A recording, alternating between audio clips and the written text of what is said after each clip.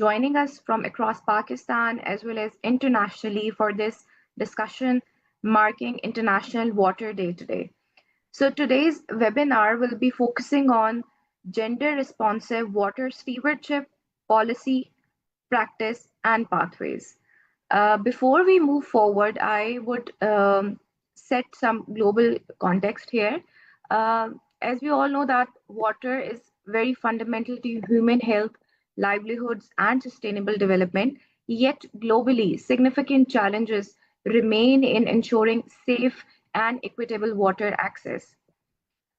Recent global assessments estimate that almost 2.2 billion people still lack safely managed drinking water services, while 3.5 people lack safely managed sanitation. These gaps significantly undermine progress towards Sustainable Development Goal number 6, which aims to ensure clean water and sanitation for all. At the same time, these challenges are not gender neutral. In households, if we see that without water access on premises, women and girls are responsible for water collection in roughly 7 out of 10 cases. So they often end up spending hours each day securing water for household use. Therefore, what we have seen from different assessments that Pakistan reflects the urgency of this crisis, and the country is increasingly classified as water stressed with growing pressures from population growth, urbanization, agriculture demand, and climate variability. Access to safe drinking water remains uneven, and concerns about water quality, groundwater depletion, and wastewater management continue to affect both rural and urban communities. Importantly, women and vulnerable communities are often the most affected by these challenges, yet they remain underrepresented in water governance systems. So, this makes gender responsive water stewardship not only a matter of equity, but also critical requirement for sustainable water governance. As we move forward, I would like to discuss the purpose of today's webinar. It aims to explore why gender responsive approaches are essential for water stewardship. It also will try to identify policy gaps and institutional barriers affecting water governance. Thirdly, we will be sharing practical experiences from community and policy perspectives. And finally, we'll try to strengthen dialogue among policymakers, practitioners, researchers, and civil society. Before we begin the session, allow me to briefly introduce our distinguished speakers for today. We'll be joined by Mr. Ehsanul Legari. He's a member of the Indus River Systems Authority, IRSA, who will share insights on integrated water resource management and institutional challenges in Pakistan's governance. We have been joined by Ms. Sana Zulfikar. She's currently serving as the Director External Relations at Hisar Foundation. She will speak about civil society engagement and community level governance, water governance. We have also been joined by Ms. Mariam Ikan. She's an environmentalist from WWF Pakistan. She will be highlighting experiences in community-based water stewardship and gender-responsive approaches to water access. We are also honored to have with us Dr. Shazra Mansab Ali Khan Kharal, Minister of State for Climate Change and Environmental Coordination. She will be joining us as our chief guest and share national policy perspectives on this topic. We are also joined by Ms. Zainab Naeem. She's the Associate Research Fellow at STPI, and she will be delivering the welcome remarks and set the context for today's discussion. Before we move forward, I would like to highlight a few quick housekeeping notes for you. Since this webinar is being live streamed on social media platforms such as YouTube, Facebook, etc. So I request all the speakers to kindly keep your microphones muted when you are not speaking. I also request the participants that they may share their questions through the Zoom chat box, which we will take up during moderator discussion segment. And finally, the session is being recorded for documentation purposes. So without further delay, I would like to invite Ms. Zainab Naeem, Associate Research Fellow at STPI, to deliver the welcome remarks and formally open today's webinar.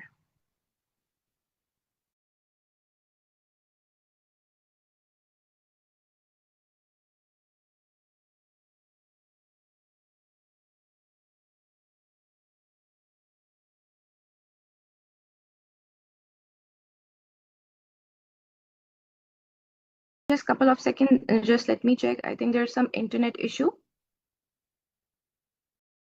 Okay, I think Ms. Zainab Naeem is joining us in a couple of minutes.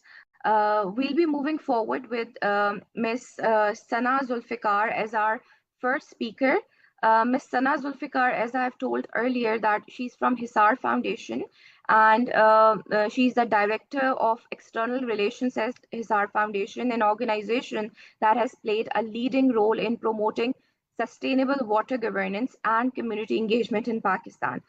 So, Ms. Sana, our question for you is, at the community level, what approaches have proven most effective in ensuring equitable and reliable access to safe drinking water, particularly for rural and under-reserved populations?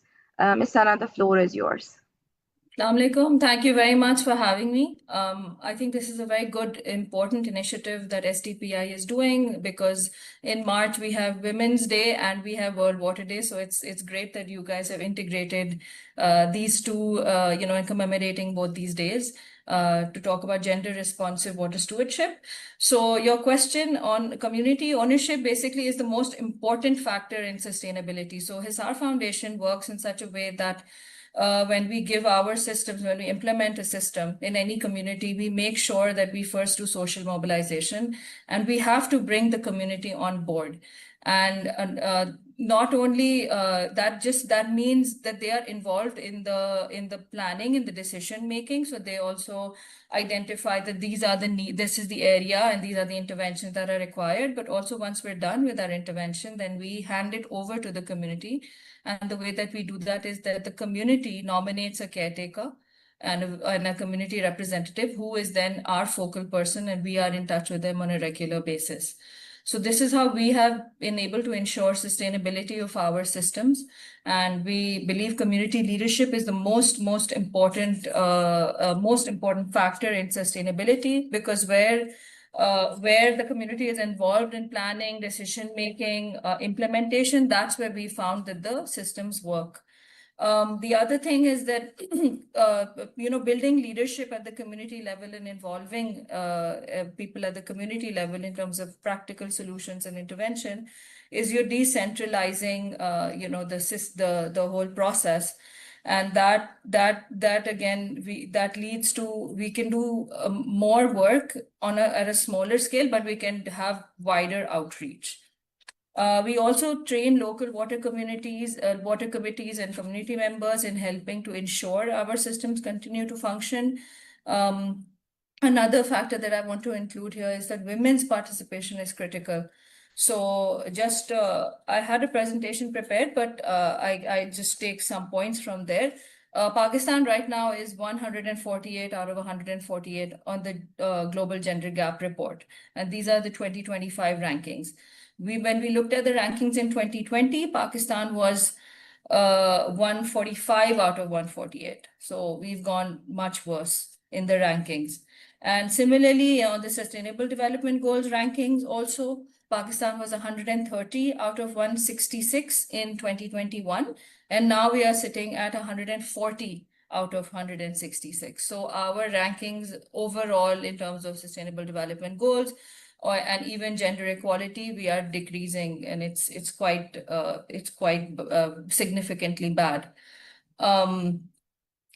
So we also feel that when we're talking about community ownership, we need to raise awareness and do advocacy, local advocacy in communities. And what we do is we link our wash interventions with hygiene. So when we do water systems, we don't just talk about water, supplying water, but we also talk about hygiene, and we do hygiene training and hygiene advocacy.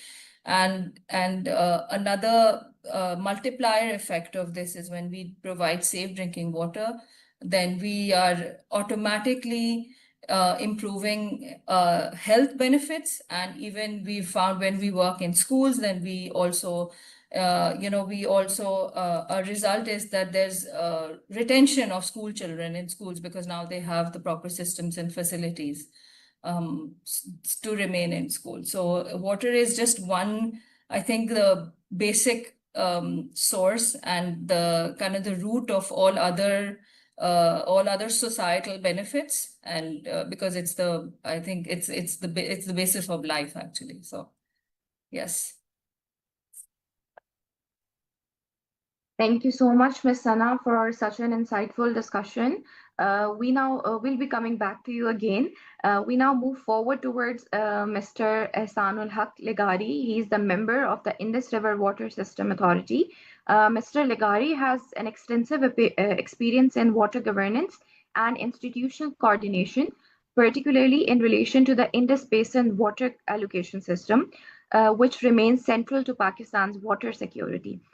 Sir, my question to you would be that since Pakistan is increasingly facing challenges related to water security, climate variability, and growing sectoral demands, we would request you to share your insights on how critical is integrated water resources management for strengthening Pakistan's water security and ensuring equitable water allocation across provinces and sectors. Sir, the floor is yours.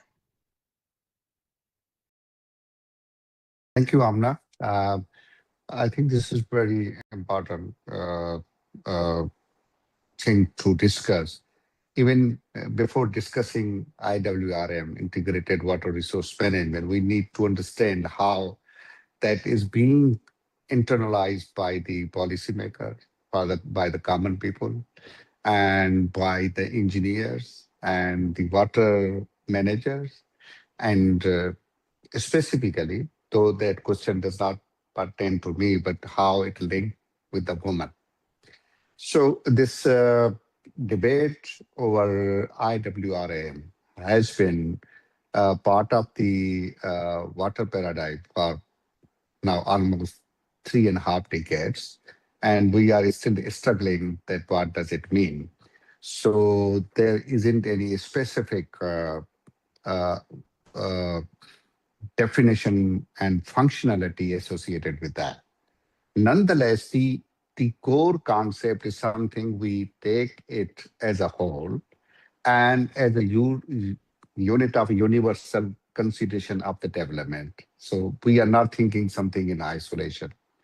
And in any case, the woman is at the core uh, uh, development solution related pathways.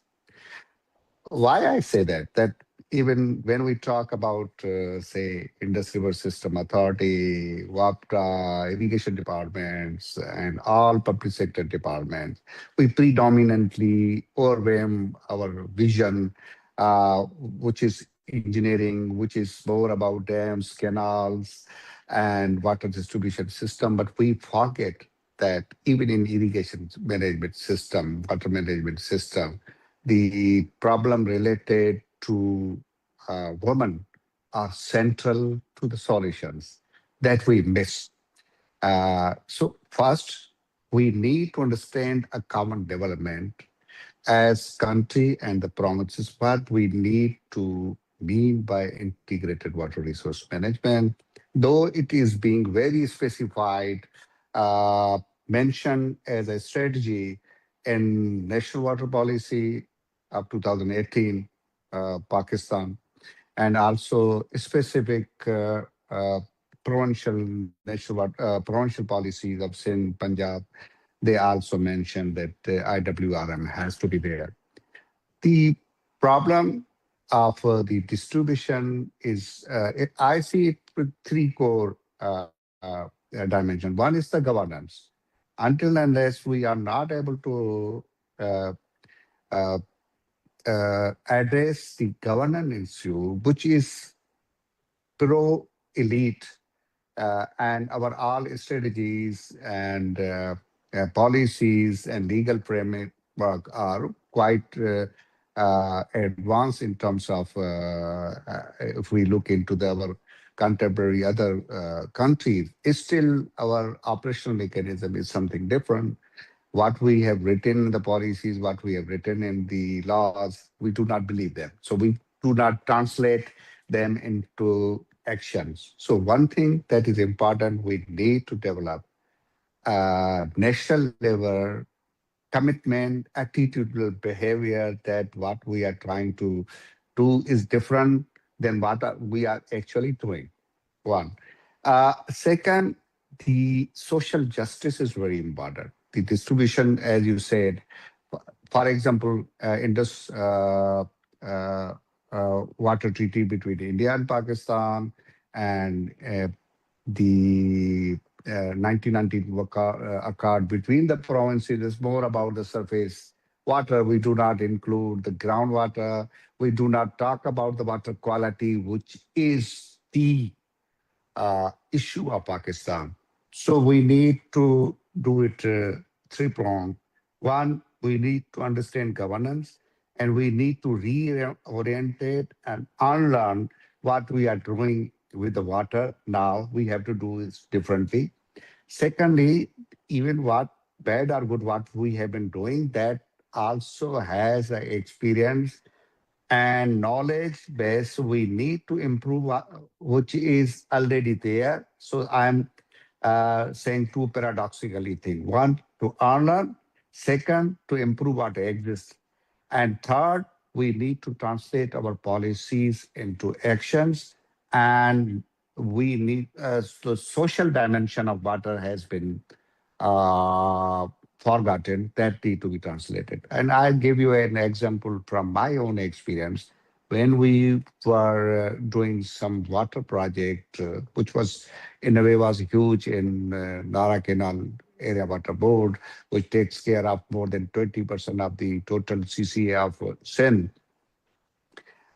The We only consulted initially with the men. Their options were, oh, we need to have a water courses, we need to have water at our lands. But when we consulted with the women, it entirely the dimension of the water management shift. They wanted to have safe access of water for their livestock. They wanted to have water flows into the water courses so that their uh, children should be easily access to drinking water. As you know, for in Sindh, 80% of the groundwater is saline or breakage. So the canal water is also direct and indirect source for the drinking water. And third, they talked about the washing guard.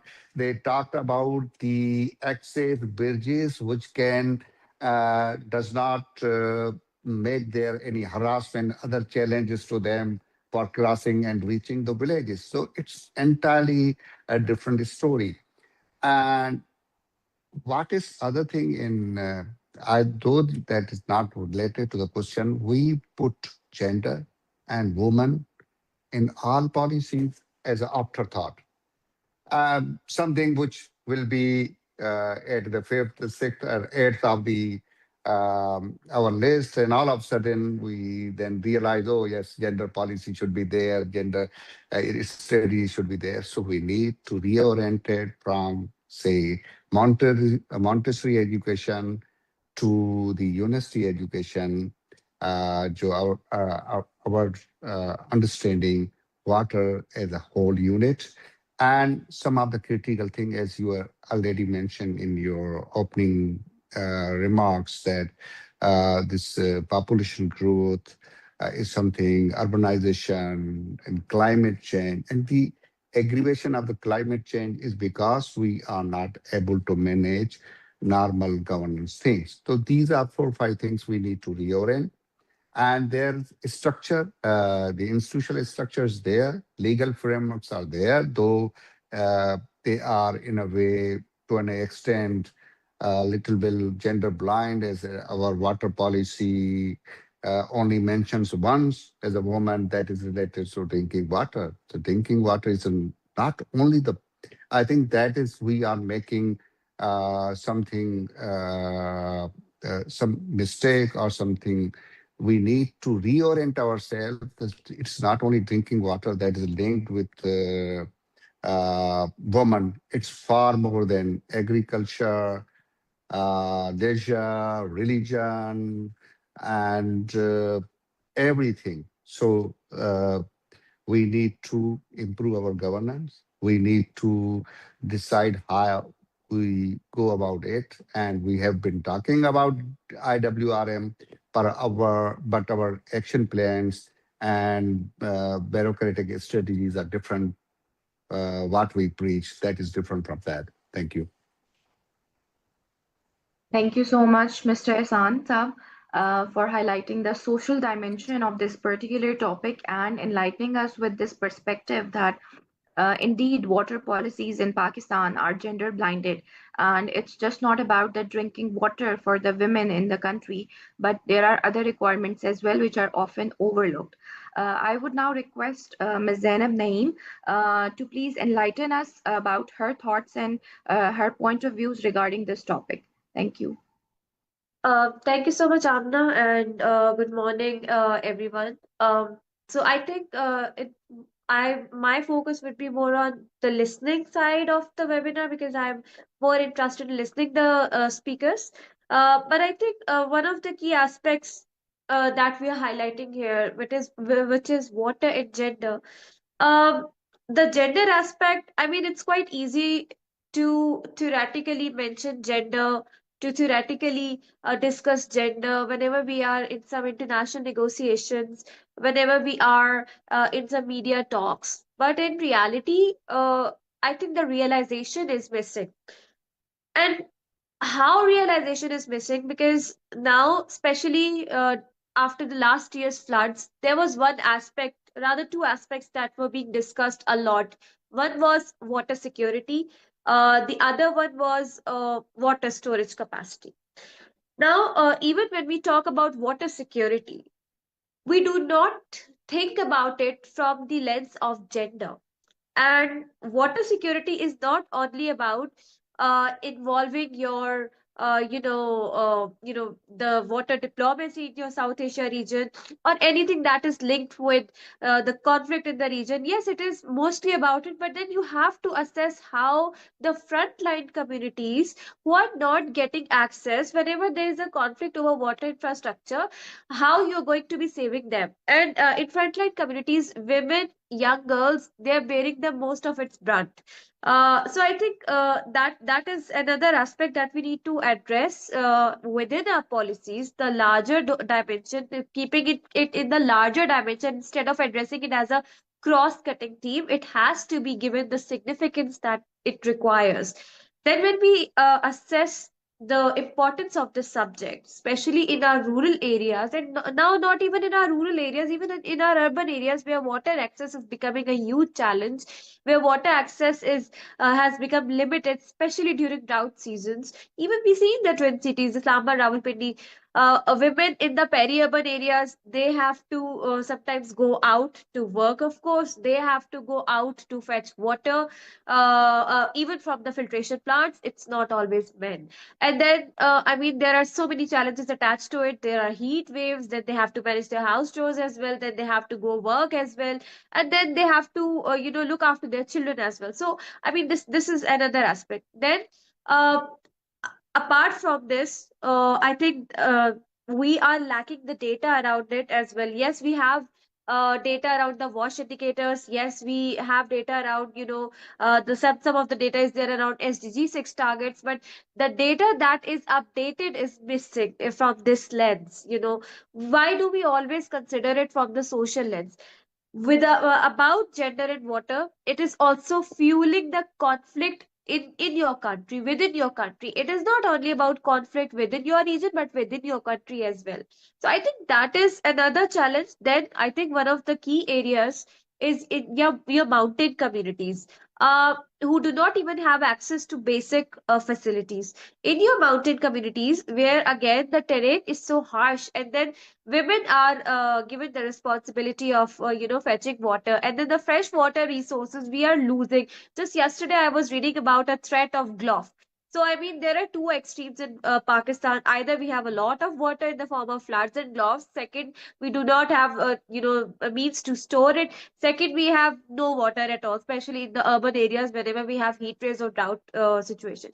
So, considering water from national security perspective, which is linked to your internal, threat that arises when water is not there, especially for your women, for your young girls, because their responsibilities are increased, and so is the threat to them. Gender-based violence increases.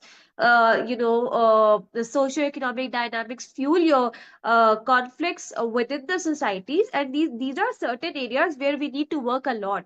I think apart from that, how we are making it possible to make it is possible for women and girls, even entire communities, to have access to clean drinking water. Clean drinking water is still a challenge.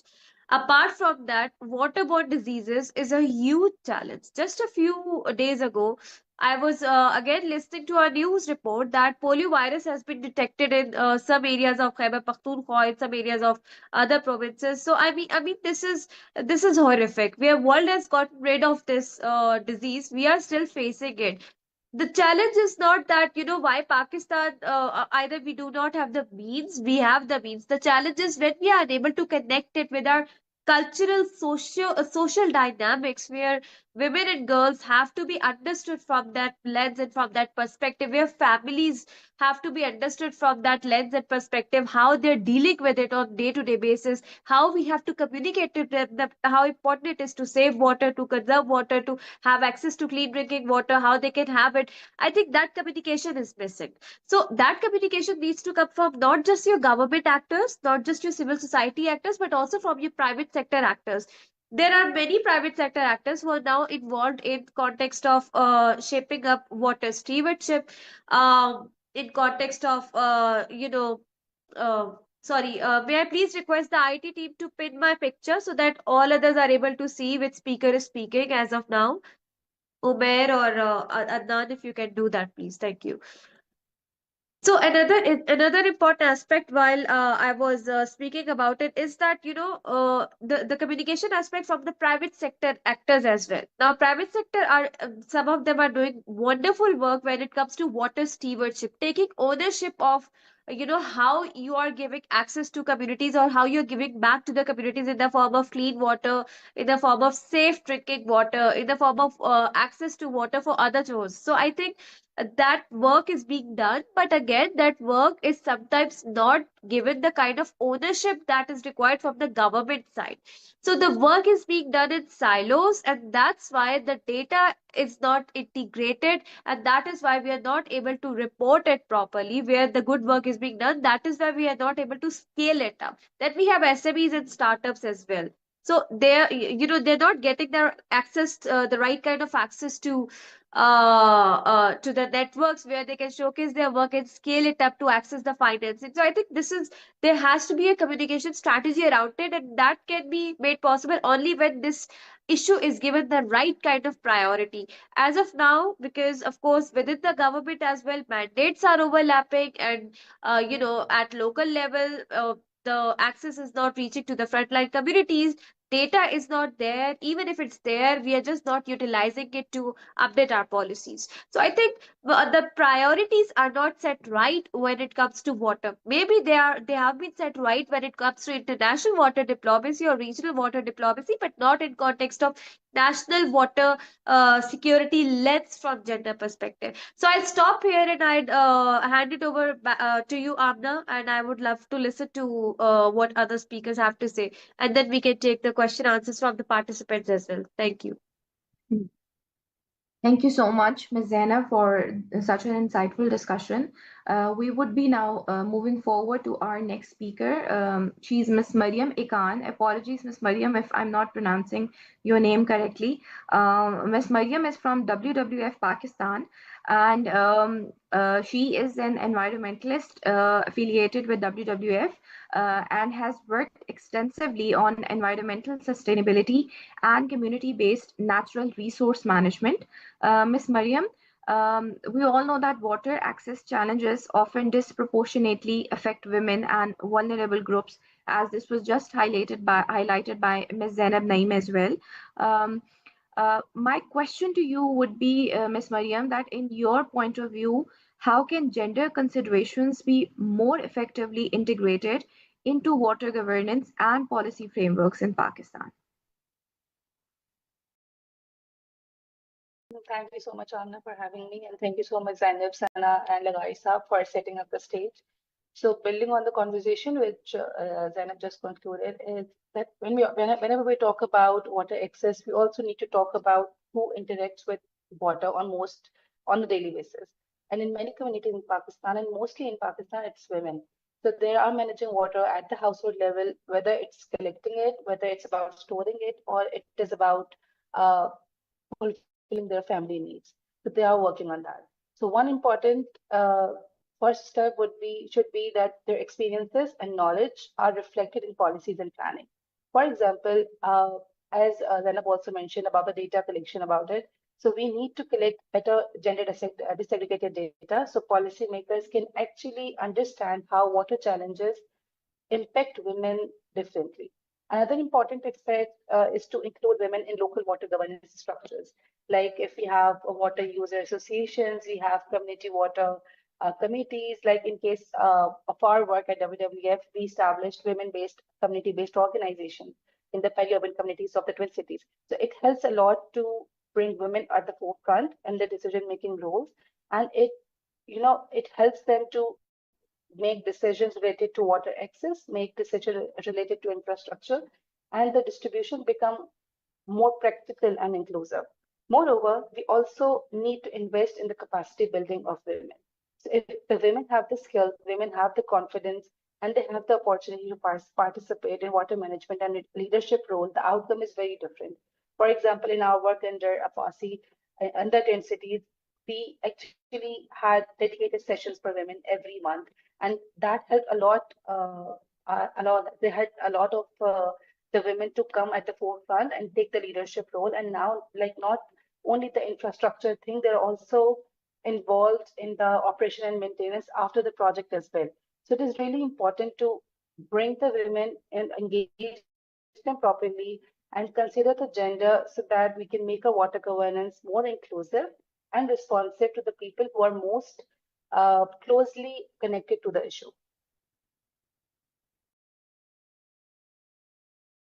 Thank you so much, Ms. Mariam, for your points for your point of view about the gendered dimension of water issues in Pakistan. We will be coming back to you with another question in the next round. We'll be moving towards our next speaker for now. We have been joined by Mr. Hazik Khan. Mr. Hazik is a PhD scholar at Kochi Core Center, Japan. And my question to you, Mr. Hazik, would be that globally, several countries have successfully implemented integrated approaches to water management. Could you highlight some international best practices in integrated water resources management that could be adapted to strengthen Pakistan's water governance framework? Well, thank you so much for having me. Can you hear me clearly? Yes, we can hear you. All right, thank you for your question. Can I share my screen? Yes, I would request STPI's Yes, IT team to please presentation. grant the access rights.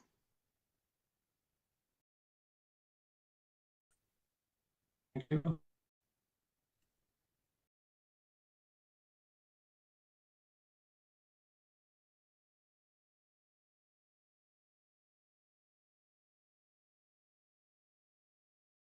Yes, your screen is visible now.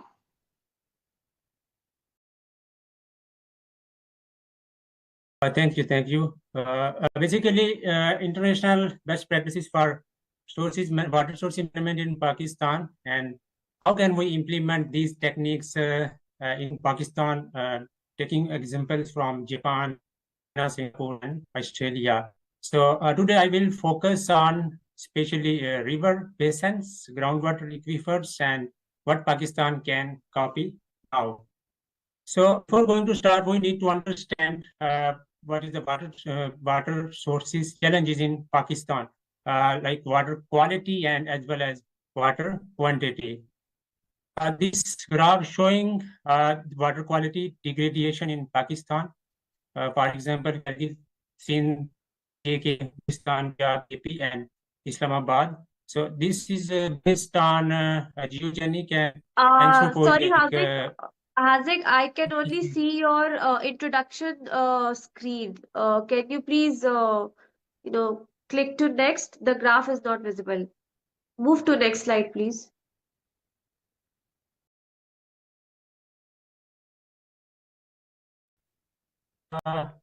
You see this slide? I only see your title slide. I don't see the graphs slide. Just a moment. Sorry, just a moment. Let me come with. It was visible when you started, but then it shifted to the title slide. Maybe there is some problem with the word. So I have PDF and here we go.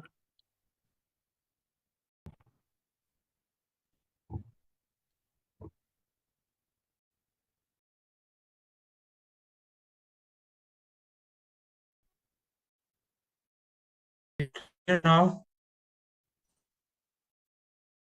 Yes, your screen is, we can see that you are starting to share it, but the presentation is not yet visible.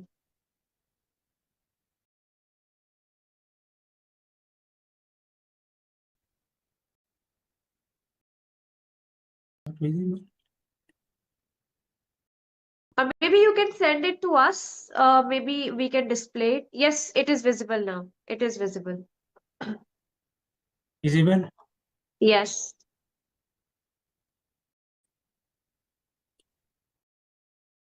So this graph showing that the water quality contamination in Pakistan, Gilgit, Sindh, AJK. In Gilgit, especially Gilgit, usually contamination caused due to geological formations, and in major cities like Punjab and Balochistan, the main source of contamination is agriculture activities like fertilizers. And basically, we need to plan the rivers and aquifers separately. For example, if we want to do planning on river basin first, then aquifer, so like that, we can manage the water sources better. Pakistan problem is not only shortage, it is also management problem, because we need to do integrated water sources management. Basically, we have to connect it, like institutions and local councils together, and then we can make a better policy how to manage surface water and groundwater sources separately. So I have some examples from Japan and how Japan successfully implemented these practices. So Japan uses river basin planning, not isolated projects. A river basin water cycle councils share on water quality, water quantity, and then wastewater treatment supports cleaner rivers and healthier water cycle. So how can we implement these practices in Pakistan water governance? For example, Pakistan needs one table where irrigation, cities, environment, and local user can plan together, and linking sewage investment with river targets can reduce pollution faster. Similarly, aquifers benefit when recharge, pumping, and river flows are tracked together. And at the end, how Pakistan can apply it. I'm not referring to copy the whole technique, whole practice, but Pakistan can copy some basic principles of this practice. For example, start with one basin, Ravi, Kabul, or Lower Indus, and build a basin council with one dashboard for flow, quality, and groundwater. So tie major cities based on water quality and water quantity goals. So this is basically good practice. If we talk about Japan groundwater sources management, we with the councils and wastewater and groundwater drink. In Japan, we can also even drink water from toilets because they install the very micro level purification systems in toilets and in kitchens. So this is how Japanese wastewater system works. Next, I have example from China. It's a sponge city. Basically, sponge city rule is very cheap and reliable, especially in urban areas where drainage system is poor. So sponge city basically maximize the recharge source in urban areas and especially where buildings are concrete texture. For example, cities like it's a rain garden, like green areas and storage ponds and permeable surfaces in front of buildings. So we can do in major cities in Pakistan like Karachi, Lahore, and Rawalpindi. And why this helps Pakistan? Basically, Pakistan fast-growing cities like urban flooding and hard concrete surface sponge method are often cheaper than only building big drains, and they can also reduce stormwater entering rivers. So at the end, sponge rules plans, roads, housing schemes start in flood-prone zones in Lahore, Karachi, and Peshawar. So we can practice this technique, sponge city rule, in major cities. And moving forward, Singapore is one of the one system of drainage, used water reuse and cleaning catchment. So Singapore basically used water as their sources through any water and deep tunneling sewerage system. So they don't call wastewater as a wastewater. They call wastewater as a sources water. They can reuse it using deep tunneling sewerage system. So here in deep tunneling sewerage system like catchments, drains, canals, and waterways are planned in one lobe. So why this helps Pakistan? So if we talk about in the perspective of Pakistan, so basically Pakistan can reduce pressure on rivers and aquifers if more wastewater is safely treated and reused. One giant of urban system also cuts untreated discharge into rivers. Industry get a more reliable source without taking fresh water first. How Pakistan can apply it? We can also use this technique. For example, start with the industrial reuse zones near major cities, protect operations and maintenance budgets, not only construction budget, but also build trust with the simple standard public reporting and pilot plants and people can visit. So any water is successfully implemented in Singapore, and it's a very smart and efficient techniques regarding wastewater treatment and the sewerage system. So we can use this in urban areas in Pakistan, especially for industrial areas. Next is Australia, and it's a Australia is basically using Murray-Darling basin techniques. So basically how it works, so they separated surface water and groundwater, and then they work on surface water and groundwater consoles.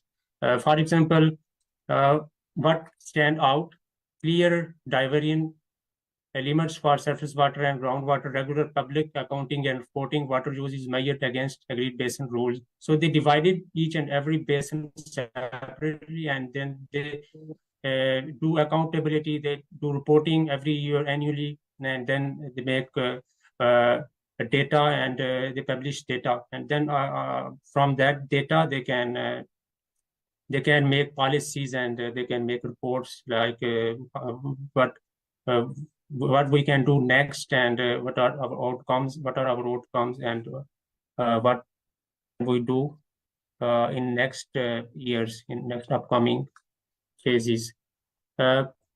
Pakistan use simple.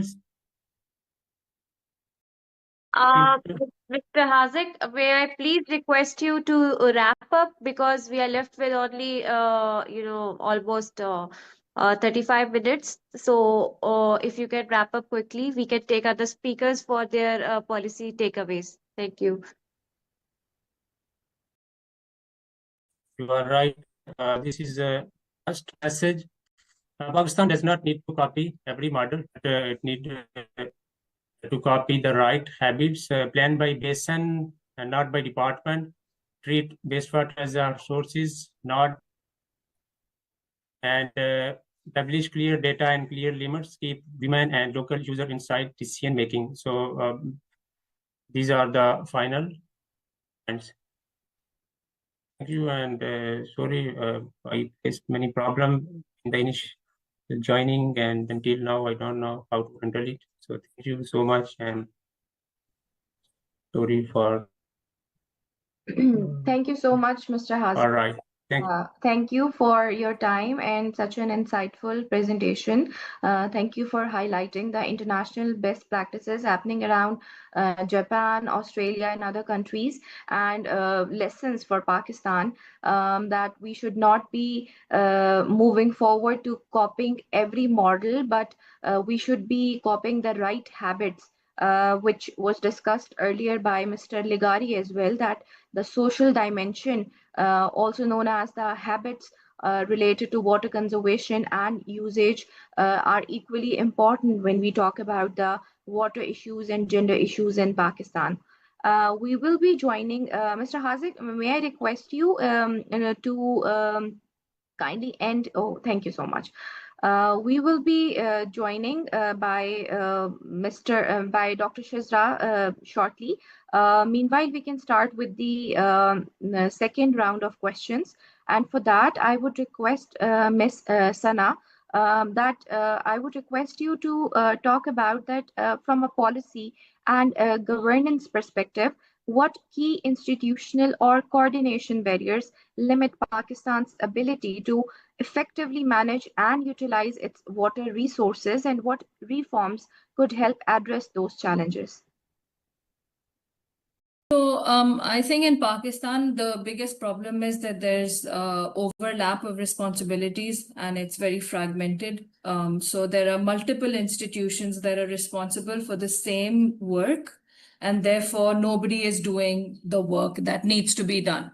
Because if Federal Flood Commission may be the custodian of the national water policy, but the implementation falls with the provinces, and then you have, NDMAs and PDMAs that also work on flood relief. So it's a lot of institutions. It's very fragmented, right? So there's no cohesive coordination between the different departments. So that's the first step. The second thing is, I think right now, since we're talking about gender responsive strategies, we need to shift the perspective a little bit. We need to bring women at the forefront. We need to bring women's participation. We first need to recognize women as legitimate stakeholders when you're talking about WASH. Like Ahsan Laghari Saab mentioned, that it's a 40-page water policy document, and the word women comes only once, and that too in the context of drinking water.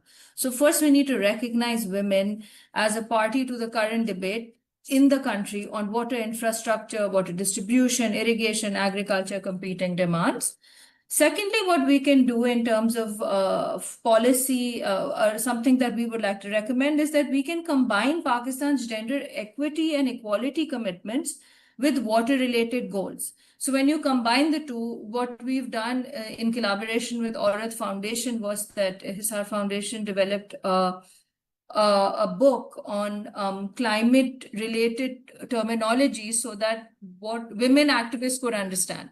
So we're in a way, we are trying to bring the climate action and climate movement into the women's movement, and therefore it would be like joint forces, because essentially Zainab also mentioned and Mariam also mentioned, So climate change is it deeply affects women, and it affects women in a very different way. It's a very nuanced perspective. Again, I think it was mentioned even by Lagari Saab that when they went to the men simply gave them like one straight answer when they were making water user committees. But when they went and consulted the women gave them a whole other host of problems or things to consider in terms of solution making. And therefore, if we combine these two perspectives in terms of policy formulation, where we bring women activists and water issues, combine them, I think that would be something that could be really useful and helpful. The other thing is we need to shift the perspective of women of women as climate affectees to uh, to climate solution makers, right? So we need to, it's a shift in perspective that we need to do overall, where women should not be just considered like, oh, they are the victims of climate change. No, women can also be the agents of change.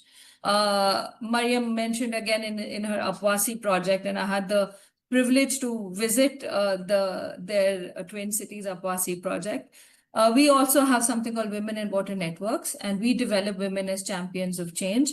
And we have also found that when you bring women into, when you give women that space and those opportunities, they are able to do a lot more with a lot less. I think that's generally something that women are built. Perhaps they are multitaskers, and we're just built in that way that we have to think about 100 things at the same time. And I think that also reflects in, especially in our experience with water management, where our Women in Water Network members went 10 miles ahead, and they became our champions of change, where they started identifying polluters. So like we have Women in Water Network members across the city, and they across multiple cities, and what they do is they come to us and be like, okay, that house, there's water being wasted from that house, the car is being washed by pipe. So we had this program with the Karachi Water and Sewerage Board earlier, and then the Karachi Water and Sewerage Board used to send their water audit and training inspectors and like penalize those homes. So it just, we need to think out of the box, and we have to understand that WASH is critical to achieving all sustainable development goals. And women's participation is critical to achieve any any improvement in the WASH sector as well. So we just need to promote collective action among women and cultivate women's orientation. And we need to build equitable measures into the provincial water policies and also in the implementation framework of the national water policies, and recognize women as drivers of water management and conservation and agricultural growth and food security, and not just beneficiaries or victims of the problems. So I'm going to keep it brief because I'm cognizant of the time. So if we have more time, then I can come back. Thank you. Thank you so much, Ms. Sana, for highlighting the institutional as well as coordination barriers that exist in Pakistan's water system. And also thank you for highlighting the gender aspect of it and changing the narrative from being victims to actual change makers that is applicable to women of Pakistan. My next question to you would be Ms. Mariam. Ms. Mariam, I would like to ask you that what practical measures can policymakers and development partners take to ensure that women's participation in water management moves beyond symbolic representation towards meaningful decision making and leadership roles? Actually, I would like to appreciate Sana first for bringing up the stance that women are not only the beneficiaries, but they are the ones that can be the agents of change. Secondly, as someone from the development sector, I would really want to iterate on this fact that we should not be involving women as just as participants in our meetings and all committees and all that, just to fulfill the numbers we aim. We should always avoid the tokenism here. The real question is to involve them in a way that they can influence the decisions that are being made. Secondly, it is important, as I mentioned earlier also, that they should be having the leadership roles. They should be having a decision making uh, role in the committee or in the association or in the or on the table we are talking at. They also their capacity should be built so they are not just the members of the association. They should be the ones that are more confident and are able to actively contribute to the discussions and decisions as the agents of change and not as the victims and beneficiaries, as Sana mentioned. So, also, one more thing that I want to mention here is that whenever we want to involve women, it is important that we recognize and address the barriers that often prevent women from participating. For example, mobility constraints. We hold meetings in areas where rural women cannot participate. We hold meetings at some times which are not suitable for women because women have a lot of other responsibilities at their homes as well. So it is important that to address these barriers, to reduce the constraints of mobility, to hold the meetings in such timings which are suitable for women, and also we should keep on availing and giving the information, right information to women, so they are prepared enough to contribute. The development partners should focus on measuring the meaningful participation here. We are more focused on the numbers of women. Mostly, if we are just, for an example, if we are having 100 participants in our events or in our meetings, we would be like that, okay, we have 50 women, and we portray it as an achievement. This is not an achievement. The real achievement would be that the women who were there, how influencing their voices were, how much they were contributing and influencing the decisions that were being made. So this is how we can involve the women meaningfully, and this is the time when we have to incorporate such KPIs and indicators to address this meaningful participation rather than just the tokenism of involving the certain number of women. Thank you so much, Ms. Mariam, for such an insightful discussion once again. I would request Ms. Zainab Naeem to give her perspective on this topic of discussion. Thank you. I think a lot has already been shared, but one of the key areas that Mariam mentioned here, and with this, I would also like to welcome our chief guest, Dr. Shazra Mansab, who is also championing the cause of climate change and leading the women in policy role for Pakistan. So thank you so much for joining us. But I think one of the key aspects that Mariam mentioned here, and that is very important, especially in our discussions, consultations, our seminars, where we ensure that women are, 50% are women participants, and then there are with the male participants to ensure gender equality is there. And, even in our seminars, we ensure that women participants are there. I think the key thing that needs to be highlighted is that we make sure that it's not just the women who are sitting there, it's also their voice that we are amplifying. For example, in one of the consultations that I conducted a few years ago was on hill torrents and Roth Koi, and there are indigenous communities along those mountainous belts. Now they know when they are going to be facing the floods, but they are practicing their agriculture for like years, for decades, having similar practices, and they understand the root of the floods. Women are directly involved there.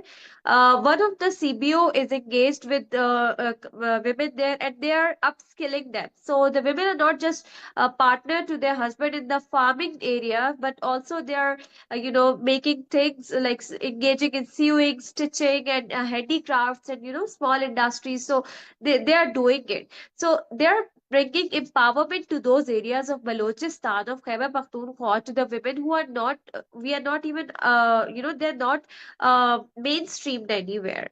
And we invited them. And the kind of perspective that those women shared was way better than the perspective that was coming from any other local government department or the men who were involved in it. So yes, they understood very well what the Roth Koi or the Hill Torrent or the Salava irrigation, how water needs to be managed and what needs to be done. They even told discussed the solutions about how channels needs to be diverted. So we do not need to come up with, larger dams all the time in front of mountainous region. We can also divert that water towards our fields using small channels and using underground management of water system. So that was very enlightening for me to learn from them, because in that entire consultation, out of like 50, 60, 70 people, there were hardly 4 or 5 women, because another challenge is that from those areas, men do not like to bring their women along all the time. So cultural barrier is also there. I think that is another important aspect, that why we miss the women. Now, last but not the least, I think the actual water uh, security component is ensured when public-private partnerships are diverted towards those areas where women are empowered to, and where women are made part of the solution and not just the debate, to ensure that the communities get clean water access. And I really must appreciate Hisar Foundation. Sana, I think your women in water networks, I'm not sure if those are, I haven't come across with one in Pindi or Islamabad, but I'm sure there are networks. I think one of the key areas you mentioned, and that is something I have been advocating a lot during drought season, when there are heat waves. I see people washing cars, having 2, 3 cars and washing cars like using hose pipes. And then, even when water emergency is imposed in some societies, nobody is there to pinpoint it to them. Nobody is there to question them. So I think those networks needs to be mobilized here as well. And those networks needs to be connected with government, because government cannot, ensure enforcement everywhere in areas. So these networks can be helpful for the government when water emergency needs to be enforced, and when culprits needs to be caught who are involved in water theft, whether in irrigation sector or agriculture sector, or even in residential or commercial areas. And then water pricing mechanism, where social protection policies have to be brought in, so that women in agriculture, they are protected when they are having less access to water provided to their families, and also for the agriculture. When there are floods, when there is more water, how we protect the women and young girls there? I think that is where our social protection needs to be diverted. Yes, it is a provincial subject, but then provinces needs to be empowered enough so that they have access to those social protection, those financing schemes, and that is where we can invite private sector representatives. But then the ownership needs to come from the government. With this, I'll stop here. I would like to again welcome Dr. Shizra. Dr. Shazra Mansab Ali Khan, who is the Minister of State for Climate Change from Ministry of Climate Change and Environmental Coordination. She has been vocal and about these challenges, and she also comes from an area where women are very much facing these challenges. From Nankana Sahib, I think, ma'am, and she understands. She is able to connect really well with how these issues needs to be resolved. So with this, I would like to invite you, Dr. Shazra, for your special remarks. Over to you, ma'am. Thank you very much. Can you hear me? Yes, we can hear you. So thank you very much for inviting me to this occasion, and thank you to the Sustainable Development Policy Institute for organizing this very timely discussion in connection with the World Water Day. And I would also like to appreciate the participation of representatives from the government institutions and development partners, civil society organizations, academia, and the private sector, who are contributing to this important dialogue on water stewardship in Pakistan. From the perspective of the Ministry of Climate Change and Environmental Coordination, water stewardship is closely linked with climate adaptation and resilience. Building Pakistan's water systems are increasingly affected by climate variability, and changing rainfall patterns, uh, the rising temperatures, the glacier dynamics, and extreme weather events are creating new pressures on our freshwater resources. In this context, the ministry is increasingly looking at water stewardship through a broader lens of co-adaptation, where climate resilience and water governance, ecosystem restoration, and community well-being are addressed together. So today, Pakistan is widely recognized as a water-stressed country. Since 1947, the per capita water availability has declined dramatically. It used to be from about 5,000 cubic meters in the early 1950s to less than 1,000 cubic meters per person today, approaching the internationally recognized water scarcity threshold. This decline is driven by population growth, by climate variability, and inefficient water use, and the limited storage capacity that we have. Ensuring reliable and equitable access to water is therefore a national priority. At present, significant challenges remain in water quality and service delivery. National assessments indicate that a large share of drinking water resources in Pakistan are contaminated, and less than 1% of municipal wastewater is treated before being discharged into rivers or canals. So these realities highlight that water security is not only an environmental issue, but also a public health and development challenge. And like Zainab was mentioning, I belong to Nankana Sahib. I'm a public representative directly elected, and I have direct interaction with the people there, with the public there, and especially with women and children. And it is the health hazards that the women and children and the public encounters because of this is tremendous and a cause for great concern.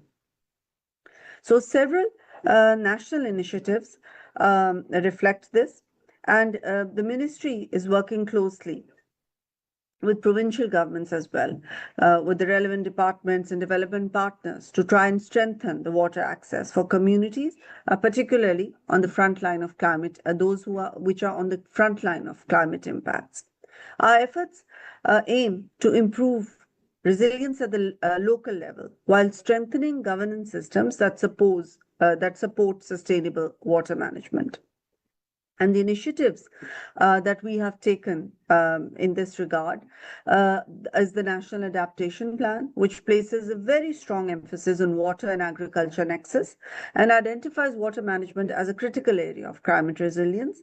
Agriculture currently consumes around 90% of Pakistan's freshwater withdrawals, which means improving irrigation efficiency and water governance is essential for long-term sustainability.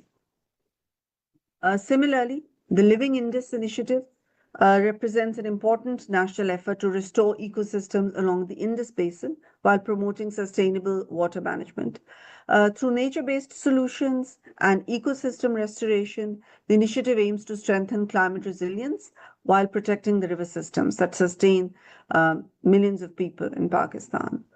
Recent climate events also highlight the urgency of these efforts. As we all know, Pakistan has experienced periods of severe drought, followed by periods of devastating floods, recently, which we experienced in 2025. And this demonstrates the growing volatility of our water system under climate change. Managing water effectively in such conditions is a huge challenge. Floods are not only disaster events, they also, reveal deeper structural issues in water planning, in infrastructure management, and coordination between institutions. So addressing these challenges require improving water governance, stronger planning mechanisms, and effective collaboration among stakeholders. In this context, gender-responsive water stewardship becomes particularly important because women often play a central role in water collection and household water management. They have to sometimes walk miles, which I've witnessed myself to collect water. But their voices are not always adequately represented in decision-making processes. So ensuring their participation in water governance systems is essential for creating more inclusive and sustainable solutions. The Ministry of Climate Change recognizes that water security cannot be achieved by government action alone. It requires collaboration with research institutions, with the civil society, with development partners, and the private sector. Therefore, we invite all stakeholders to work with us to strengthen water governance and support progress towards Sustainable Development Goal 6, ensuring clean water and sanitation for all. Once again, I'd like to commend SDPI for convening this important discussion and bringing together such a diverse group of stakeholders. Dialogues like this are essential for translating policy commitments into practical solutions that improve water security and resilience for communities across Pakistan. And I look forward to the insights that will emerge from today's discussion and hope that they will translate into more concrete work on ground. Thank you very much. Thank you very much, Dr. Shajra, for joining us today, for highlighting how Ministry of Climate Change is open to all kind of collaborations, and with some of the initiatives that your ministry is spearheading, I believe all the stakeholders are very much they are open to contribute, and from their learnings as well. We have Hisar Foundation and WWF, and even the academia with their research and around the best practices. But again, as Ehsan Lagari Sahab in the initial remarks mentioned that, and Amna also highlighted that we need to have our local solutions that needs to be scaled up instead of importing international practices, because we already understand the challenges and we already have the indigenous practices that can be scaled up instead of having exotic kind of interventions made by other stakeholders from other countries. But again, thank you, ma'am, for joining us and for being with us. I think we have a hand raised in the participants section. Ji Muhammad Hussain, if you can kindly write your question in the chat box, or if you have any question, we can. Okay, I think we do not have any question answers. जी हुसैन साहब, अगर आप अपना chat box में लिखते, या IT team अगर आप इनको ले लें, इनका क्वेश्चन ले सकें आप.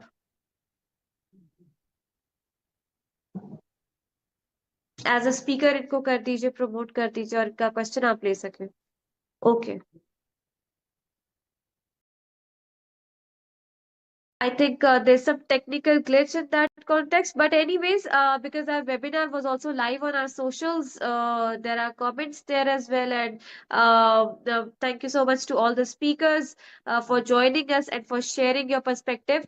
We will be developing the key policy recommendations out of this webinar and sharing with all the stakeholders, because this gender perspective that comes from the communities and the organizations that are directly working on the ground. And I had the opportunity to listen to this project of WWF as well, Mariam, from some of the colleagues who were also my university mates. So I know how successful this project is, and how you guys have been able to create a stewardship model which has the community ownership. And then WWF is also engaged water stewardship model with PepsiCo Pakistan at Shujabad. So I think these are the kind of models that we need to scale up. And with Hisar Foundation, the social aspect, the social cohesion, and even those taboos that remain unaddressed, they're actually not taboos, but I mean, they become taboos when we do not talk about those challenges. So I think those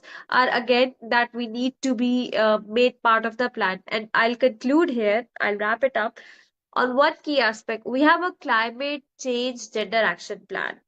But unfortunately, that plan does not address the mental health aspect or the anxiety aspect attached to the gender when it comes to climate extremes, especially heat waves and droughts.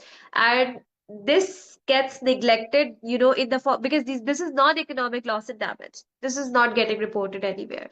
So when we have heat wave, when a woman, especially somebody who is from the peri-urban area, or somebody who is not who do not have many means, when she has to go out to work, and when she comes back, she needs to cook in front of, she has to stand in that extreme temperature which exceeds 45 degrees Celsius in front of the stove, and she cooks.